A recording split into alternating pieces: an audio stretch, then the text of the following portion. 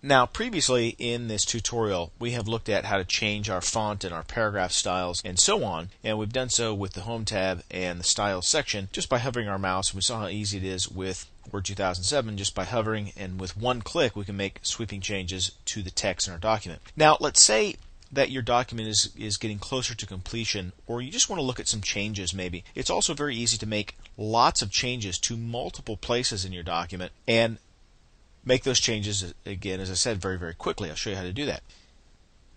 The thing to do is make sure that the Home tab is selected and then go to the Styles section. Click on the Styles button here to show the Styles window, and it pops up, and this is a little bit hard to show at this resolution, but you should have more real estate on your computer.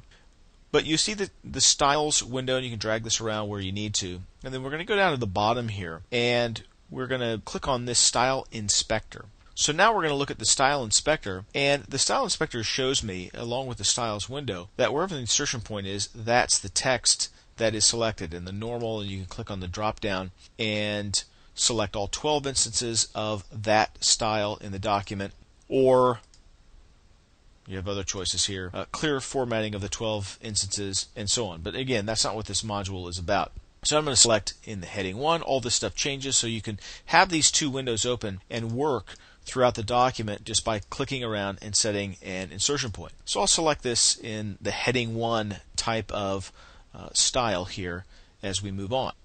And what I want to show you is not only does the Styles window and the Style Inspector let you select things and look at what comprises the styles in your document, but also let you make changes. So let's say, for example, that we want to change the formatting used in heading 1 and do it throughout every instance of heading 1 in the document. I can click on, in the Style Inspector, I can click on this little button right here, which is called Reveal Formatting. And that brings up this little pane on the right hand side. Again, this is kind of hidden here. So let me see if I can scooch these things over. And I'm going to try to arrange it so that we can see both of them. Alright, so you can see a little bit of heading 1 here, and then this little title is also using the same style. We can go to this Reveal Formatting pane, and when I hover the mouse over this selected text, I can click on a drop-down arrow here, select all text with similar formatting. So now this and this are selected exactly the same, and it shows me exactly what comprises that style. The font is that 14-point bold, font color accent 1, the language, the paragraph style is heading 1, the alignment is left, the outline level, and so on and so on. And anything I want to change, I can just click on it. So I can click on this link called font. It brings up a font dialog box, and let's say I want to change it to Algerian and 12-point font.